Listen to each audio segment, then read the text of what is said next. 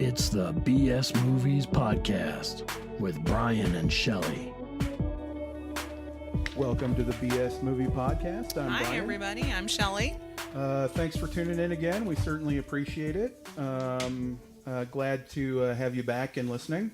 This week, we're going to talk about movies about music. Yes. And like music can encapsulate so many different things when you're talking about movies for music. So Right.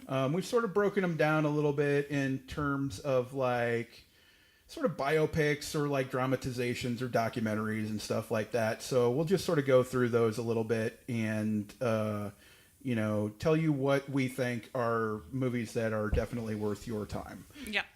So I'm going to go ahead and start out here. And I'm going to go with documentary first. Okay. So for the documentary that I chose, it's A Band Called Death. So this is a relatively recent documentary within the last 2 years or so. And it is available, if I'm not mistaken, on Netflix right now. So if you want to watch it, it is available out there to watch. So this basically tells the story of 4 black kids from Detroit in 1970 or something like that, way before like the punk explosion happened. Essentially made the first punk record, in like 1970 or whatever, and like nobody even understood what it was, What punk was. Yeah, and like nobody liked the band because it was called Death, right? The band was called Death, right? It wasn't a band called Death. It was just Death, right? Okay.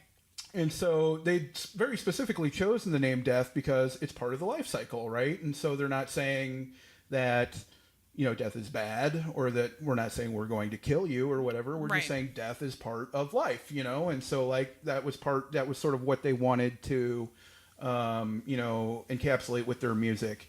And so it's like a lot of interviews with like family members and stuff like that, because some of the band members are no longer alive. But the music, like I can tell you, they played the first song within, I don't know, 2 minutes of the movie starting or something like that, and I immediately said, okay, I have to have this soundtrack. Like there's just this has to be part of my life now.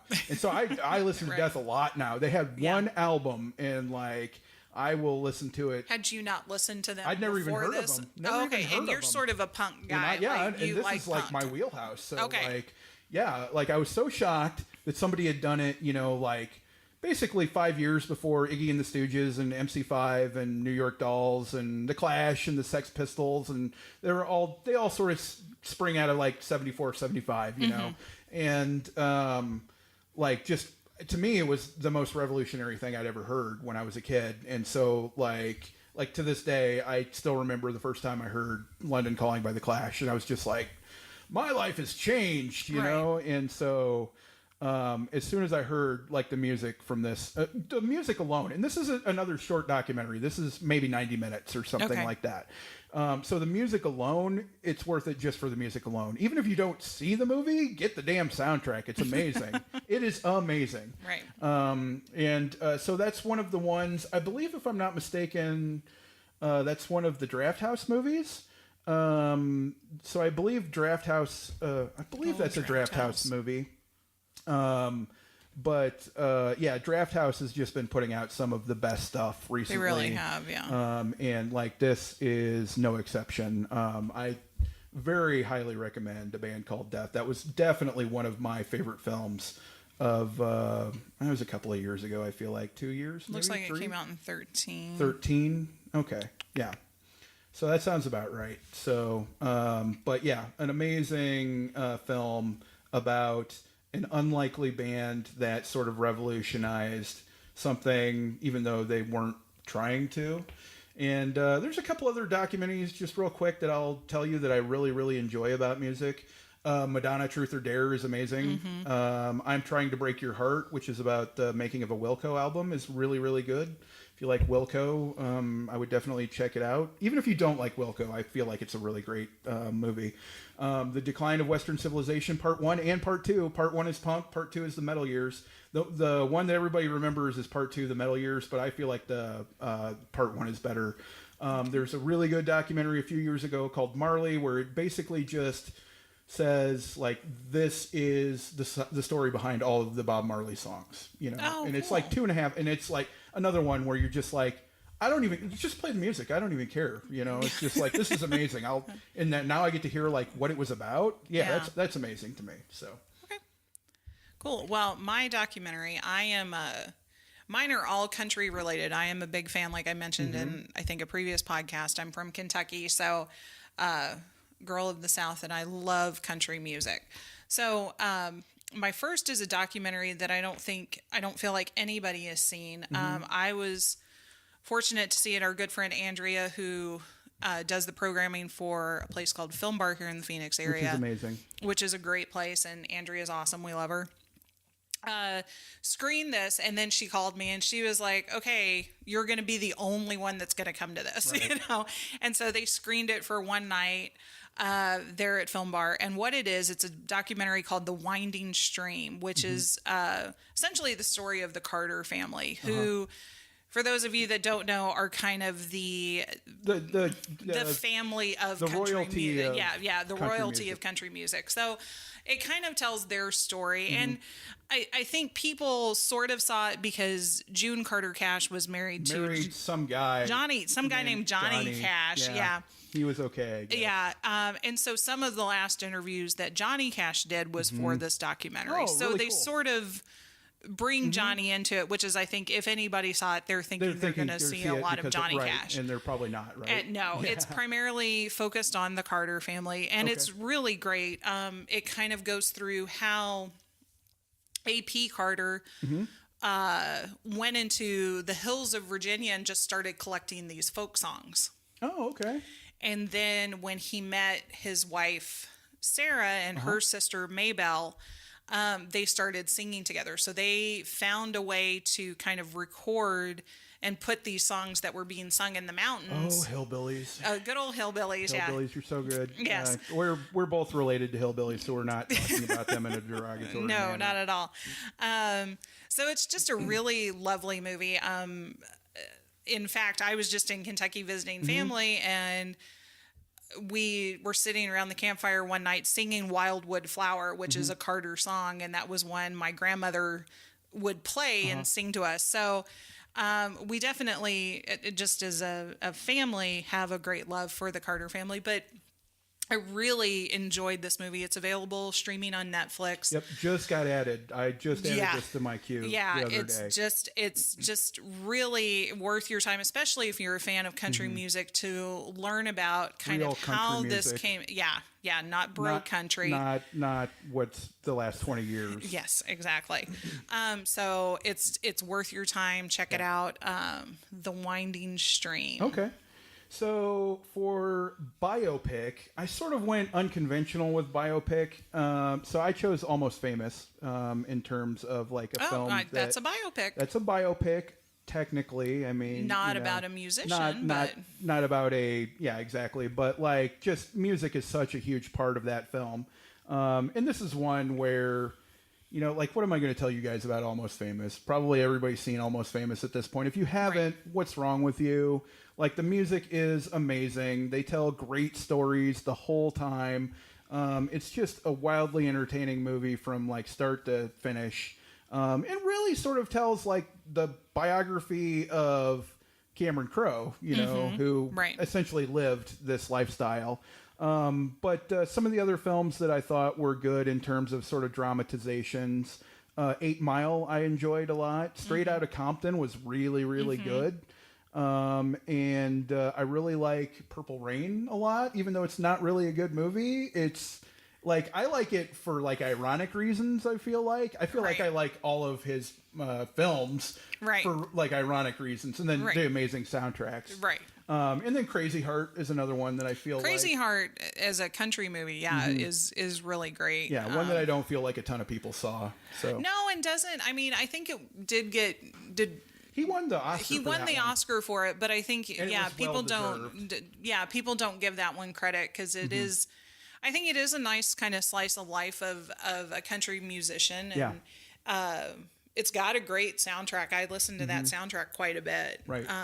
It's got some Ryan Bingham, who's kind of not well known for modern country, but I'm aware of him, did the soundtrack for that. And he's really, really great. And sort of, if you want to call it alternative country, because he's actually singing proper country music not the stuff you hear now, Right, I know. is really great. Now, and that now soundtrack's original great. country is like alt.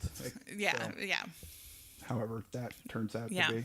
All right. So my biopic, of course, going into country. I knew this was coming. I knew this one. This one was the easy pick. I knew. I picked Coal Miner's Daughter. Of course, it because is the best biopic ever It for a is. musician. It's Loretta Lynn. She's of course a Kentucky girl. Sissy Spacek is absolutely amazing. So I good. really like Sissy Spacek, and she just nails this. Right. She did That all was of like her own singing. Yeah, and this was like right during that time frame where she like had like a bunch of really great movies, like just bam, bam, bam. Yeah, you know? yeah. You couldn't. It came out in 1980, and tells the story. I mean, and Loretta Lynn's got kind of the story. It is the country story. Yeah, I mean, married at 13. She's got 4 kids by the time she's 20. She's poor. She's hungry. Her husband discovers that she can sing. So then he starts, Tommy Lee Jones plays her husband Doolittle.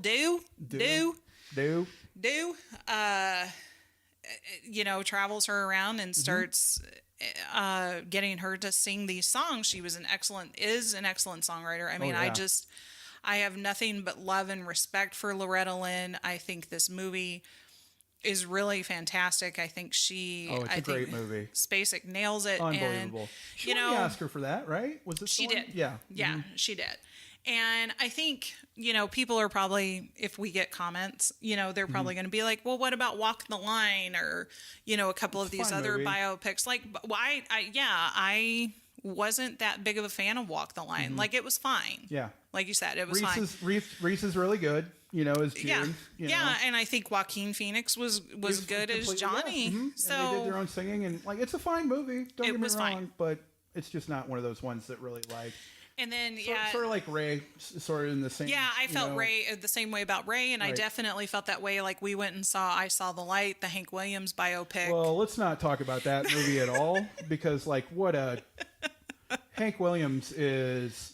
I mean, there's like 3 or 4 just like legends of country, and Hank is one of them. And like he had such an interesting life, and he's dead by the time he's 29. He's not even 30. Yeah. So how do you not make a good movie out of that? Yeah. I don't understand. Yeah, and it was. Understand. I mean that was really director of Children of Men, and Tom Hiddleston, who we love, and I really like the Olsen, Elizabeth Olsen. I think she's a really good actress. Right. And it just like, man, did it fall on its face. I'm not. It's one of those things where I don't know what happened. Yeah. But Coal Miner's Daughter, definitely, that's the biopic that you should see. And I mean, even a couple of years ago, I went to the Country Music Hall of Fame. They had kind of a whole section just on Coal Miner's Daughter.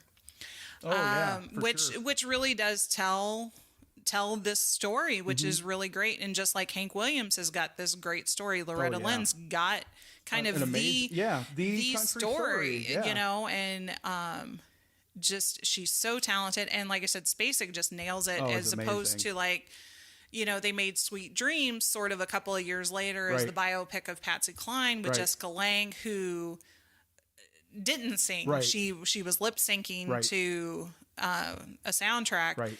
And that was okay. Right. Coal Miner's Daughter still way better. The better movie. So to me, that probably is the biopic for like any music genre. I feel like that is. No, because Spacek definitely. I mean, she became Loretta Lynn. Like you really believe that she's Loretta Lynn in that movie. So like my last movie that I was going to talk about, I really wanted to talk about Blues Brothers, but I'm not going to because everybody knows Blues Brothers and everybody loves Blues Brothers, and it's an amazing movie. We're on a mission from God. We're on a mission from God. So I could talk for an hour. The car crash with the 50 like police cruisers, amazing. We're waiting for the comptroller. So I want to talk about that one, but I'm not going to. I talked about it for a couple minutes there. So there's a couple others that I really enjoy, sort of in the same vein, like Rock and Roll High School, which is not a good movie. I'm telling you right now, it is not a good movie.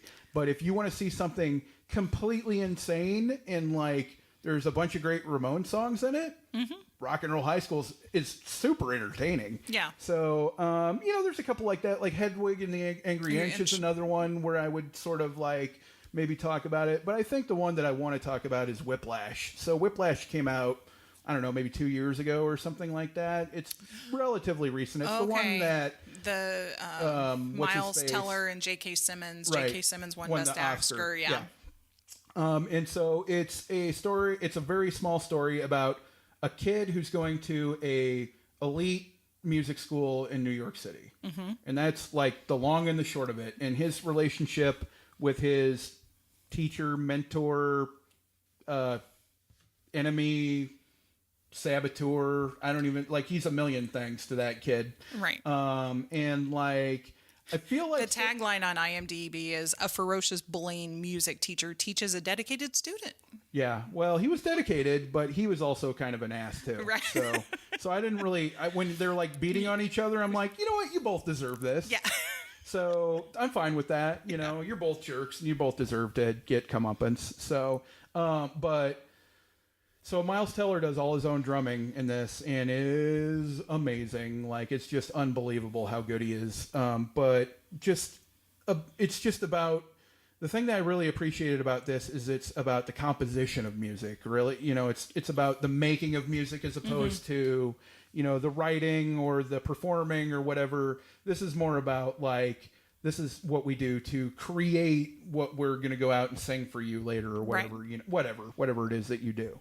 And so like amazing performances by J.K. Simmons and Miles Teller. The girl is Supergirl now. I can't remember what her name is. Melissa. It's fine. It's not a big deal. Melissa Benoist, I think is something her, like that. Benoit or something like that. Yeah. But really, like, highly, highly recommend Whiplash, another movie that I believe is available on Netflix right now for streaming. So. Okay. Well, my pick, continuing on with my love of country music, and again, Shelly Celebrity Crushes, my number one celebrity crush is George Strait. Oh. So I have been in love with George Strait since I was about 12 years old. I was one of the first. He's a good-looking guy, like he's got that rugged, sort of handsome. Oh, he's got that good Marlboro man, Texas cowboy look, and so that was like one of the first. Like when I got like some birthday money or something, that was like one of the first cassette tapes I bought was George Strait's Something Special. Yeah. And so it's just been a lifelong love. And my husband, Paul, understands if George Strait knocks on the door right now, I'm gone. Sorry. So sorry, dude. He gets it. Same thing if Madonna knocks on the door. I know Paul's gone. Okay, so we're, it's an understanding we have in our relationship. Yeah, so, absolutely. But Pure Country I've been thinking about a lot recently because I found an article on Rotten Tomatoes by Nathan Rabin, who had written a set of essays for AV Club. He used to be the hip hop writer for AV Club. Okay. And he immersed himself in country music for like a year and just studied country music. Okay. And so he did a great essay on George Strait, but then on this essay on Rotten Tomatoes, he was kind of defending Pure Country because it's not a great movie. It's not going to change your life. Yeah, I seem to remember seeing it and not being super impressed with it. Yeah, but the music's good. The music's really good. Yeah, the soundtrack's great. It's pretty simple, but I think it does speak to, because it came out in 92, which for those of you that were around during that time, that was the death of country right there. Right, Garth Brooks came out. And Garth Brooks kind of... Yeah, he was bringing kind of these rock shows. And so Pure Country kind of, George Strait plays not himself. Right. He plays kind of a Garth Brooks type. Right. Who has got kind of this rock show. Right. And he just gets really disillusioned with it and just walks away. Right. And kind of rediscovers what country should be about. Right. So I think it's a lot of fun. I mean, and the soundtrack's great. And he's sort of himself. I mean, George Strait, I love you, right? But by no means he's not like an Oscar-winning actor. Oh yeah, for sure. It's he was just the right character for this. Leslie Ann Warren's in it as her manager. John Doe is in it as his his drummer Yeah. in his band. Kyle Chandler in, I think, one of his very first roles. Oh God, that must have been. That's a long time ago. It was in '92, yeah. But I think Pure Country was his first, and he's sort of the bad guy. If there's a villain in Pure Country, it's Kyle Chandler. Yeah. Which, Coach Eric Taylor was a bad guy at one point. No, Yes. Clear hearts, clear minds. Can't lose. Yes. Which I do love Kyle Chandler as well. But yeah. So he is, this was like one of his very early, like he had done an episode of Freddy's Nightmares before this. So this was definitely his first movie. Might have saw him on Freddy's Nightmares a million years Yes, ago. Exactly. I mean, horror has to make a drop into here somewhere, yes, exactly. right? Yeah. So we got Freddy's Nightmares in while we're talking about George Strait. So Pure Country is a lot of fun. Again, if you love country music, it's a great soundtrack. And I think it's very... And this is what I tell people about my love of George Strait and his music. For me, like all through my life, he's been a constant. Like I know what I'm getting when I'm buying a George Strait record. And so there's something comforting in that. Like, I don't know if it's music that's going to change the world. I don't know if it's going to do anything, but I do feel like Tim McGraw said one time, if aliens come to Earth and they ask what country music is, just give them a George Strait record. Yeah, that's perfect. That's perfect. Because everything past and present of country music is there, and the good parts of country music. Yeah. So I do just have a great affection for that movie. Well, there you go. I mean, they don't all have to be great. You know? And sometimes they're not. Well, and especially like I think, if there's anything we talk about more than movies, it's probably music. Yeah. Movies is first and then music. And so we both enjoy and appreciate music. Oh yeah, for sure. So I thought this would be a good topic for us to talk about because we do have a love of it. And there are some good movies out there like we've told you about today. Yeah, absolutely. So we definitely want to thank you for hanging out here with us. But before you leave, we want you to put down the remote. So I have one for put down the remote on this one. Okay. It's a little bit different, I've got one too, it's but music. we'll see what yours is. So I, the one that I didn't mention that I think, if you're going to talk about music films, if you don't talk about This Is Spinal Tap, there you go. Like how do you? I mean, like the music is good. Like the stupid songs that they make up, I still like to this day. Stonehenge. Yes, exactly. Where the demon. So yeah, no, I mean, like there's a million of those, and just like making the Stonehenge, and they're like, yeah, it was supposed to be 17 feet tall, but you told me it's 17 inches tall, so I made the right. Well, what are we supposed to do with this? Right. So I felt like most of the time when you're seeing movies about music, it's typically pretty serious, right. And so like there's not a lot of tongue-in-cheek stuff, and so it's such a great movie and it's so funny, and I mean, it basically started the mockumentary. So. Right, definitely one of my favorite comedies. My pick for Put Down the Remote, which if you're just listening for the first time, this is where we tell you to put down the remote and check out this movie. That's right. This one's a little different. Of course, has a horror touch to it. I picked Only Lovers Left Alive. Oh, yeah, okay, perfect. Hiddleston and Tilda Swinton. Tilda Swinton, because he's a depressed musician and music plays a big part in the movie. Anton Yelchin's in it, who sadly passed away. Yeah, and this one was directed by... we got Jim Jarmusch. Jim Jarmusch, right? Yeah. Yes. Yeah. So it's a slow burn a lot. Yeah, like if you've all ever of seen his movies. Jim Jarmusch movie, they don't move at all. But right? So I picked it because my favorite scene in the movie actually comes at the opening with Wanda Jackson's Tunnel of Love, and or Funnel of Love. And it's just such a great, because it's kind of this rockabilly, great song. And the opening line is "Here I'm coming down, down, down," and it's sort of the camera just spins around all of these characters, sort of falling. And I think it's just such a great opening shot to this movie.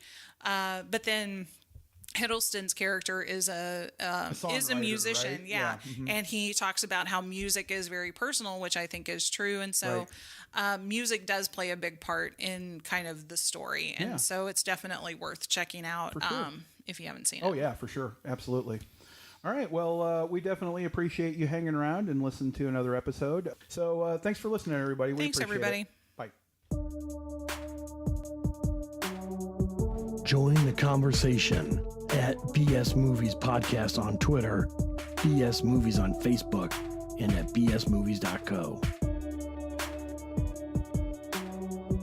If you like this podcast, please take a moment to rate us on iTunes. Sharing is caring.